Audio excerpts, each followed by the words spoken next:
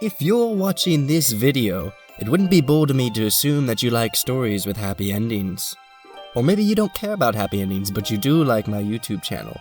Or you don't like either of those things and you're only here because you accidentally clicked on this video and you're about to click off, but the entrancing sound of my voice is stopping you. If it's none of those, then what are you doing here? Who cares? Whatever the reason, gather around, boys and girls, although according to gender demographics, mostly boys, so I can tell you the tale of a man. A man who tried to gain happiness and escape from his existential dread by playing a video game. That video game, of course, is Rocket League.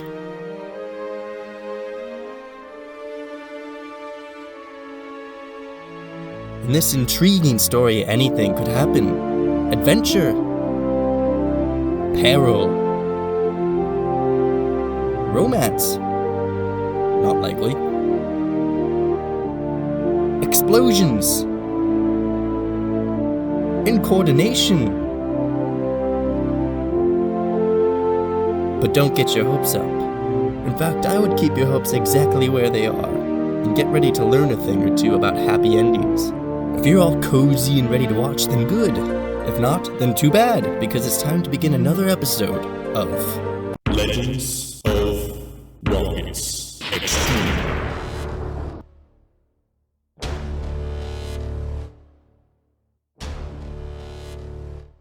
Today's story begins on DFH Stadium.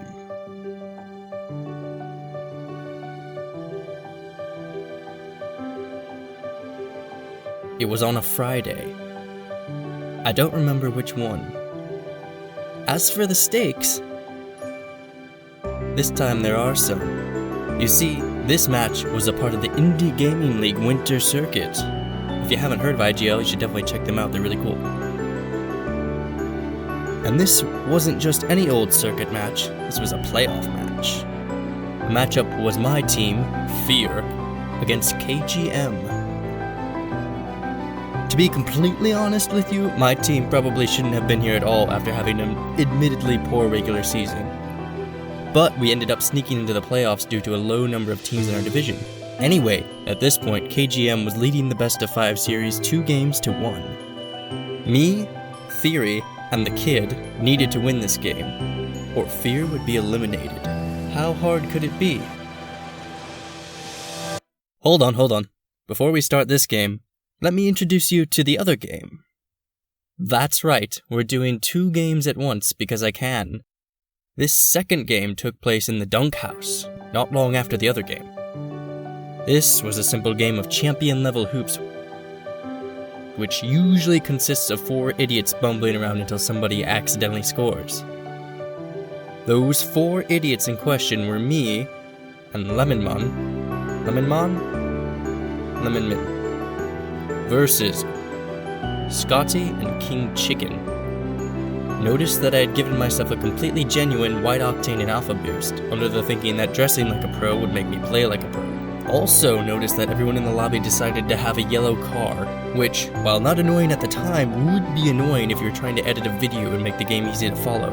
So just remember, if the player has a yellow car, there is a 2 in 3 chance that they are on the orange team. But if they have a yellow car and they are shooting at an orange net, then they are on the blue team, or they are on the orange team and they're just incredibly incompetent. Got that? Good. Let's start.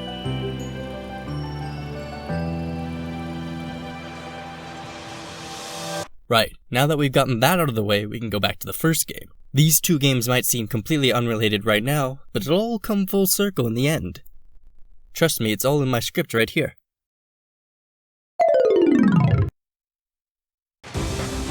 The elimination game didn't start brilliantly for Fear. Just 20 seconds in, our defense was in shambles. We were barely holding on.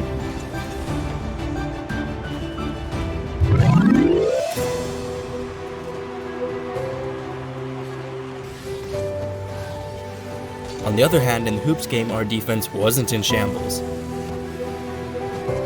But then all of a sudden, it was. We let in the first goal. Back on DFH, Theory beamed his pinch attempt, but this set up the Kid brilliantly for a power shot, allowing us to take the first goal of that game. Our happiness was short-lived, however. as KGM took possession on the kickoff and tied it up almost immediately. Speaking of kickoffs, Hoops kickoffs can be interesting.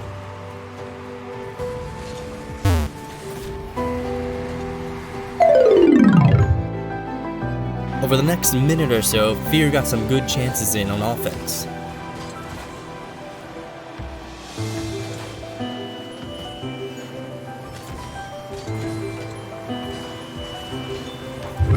Meanwhile, in the dunk house, I was discovering that open nets aren't very easy in hoops. You don't need open nets to score, however, as you can see from this incredibly skillful goal by Fear.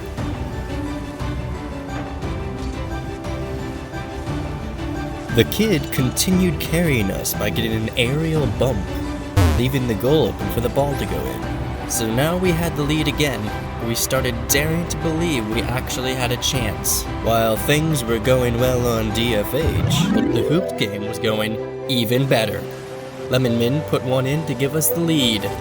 Realizing my teammate knew how to score, I set him up for another goal. Moments later, he returned the favor, and I increased our lead to 4-1. Things aren't ever so easy, however. In a stroke of cunning brilliance, KGM decided it would be easier to score on our defense if it wasn't there. So they got rid of our defense and tied the game up again.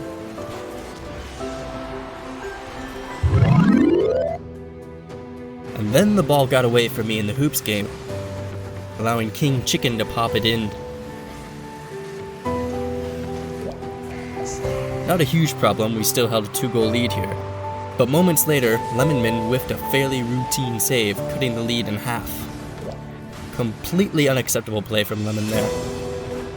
I would never miss the ball like that.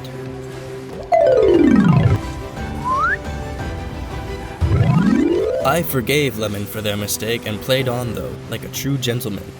Moments later, I was rewarded with positive karma in the form of space alone with the ball, and I took the opportunity to perform a dazzling air dribble into the opponent's goal. Life was less exciting in the other game, but our defense was at least holding strong.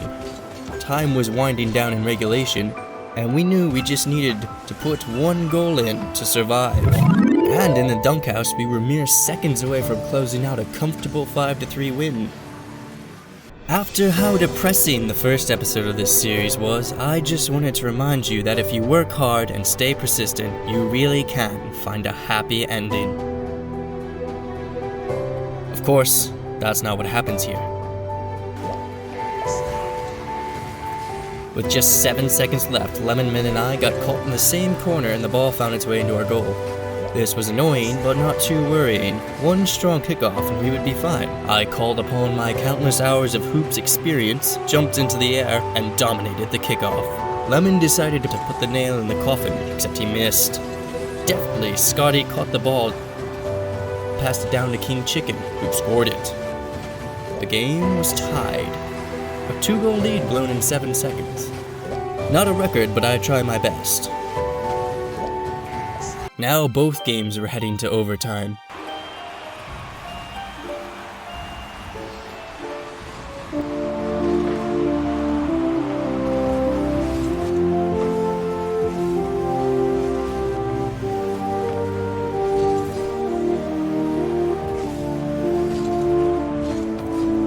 Still, the title of this video is Happy Endings, so there's only one way this can go, right? Wrong. Because both of these games ended in practically the same way. Like this.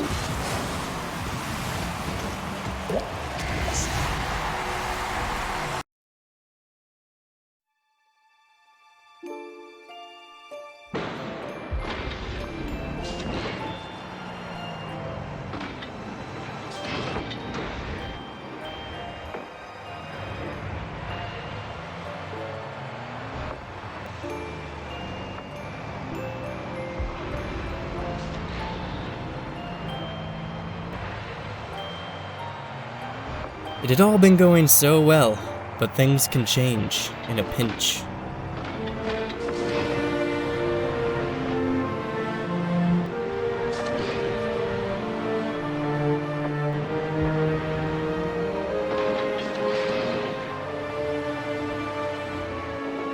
I guess what I'm trying to say is,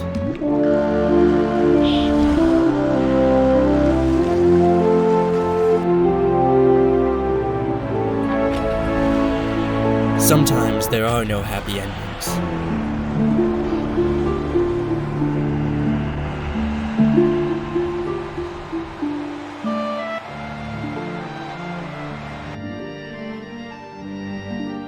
I guess what I'm also trying to say is, I am terrible at holding a lead. If you don't believe me, I followed these losses by doing this the next game.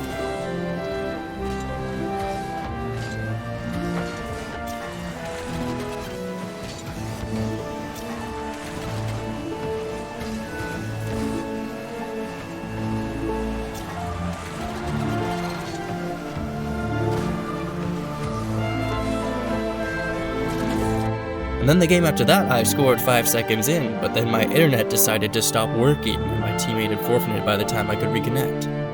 I stopped playing after this, but only because I had received a matchmaking ban from disconnecting last match. In the end, I suppose people have different ways of dealing with hard times in Rocket League. Some people punch things.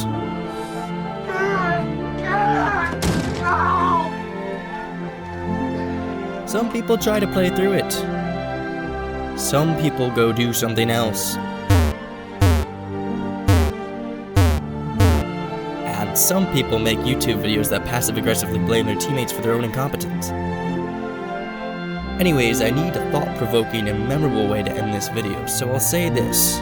When I told you that sometimes there are no happy endings, I was wrong. You see, reality is a matter of perspective. Change your perspective, and your reality changes as well.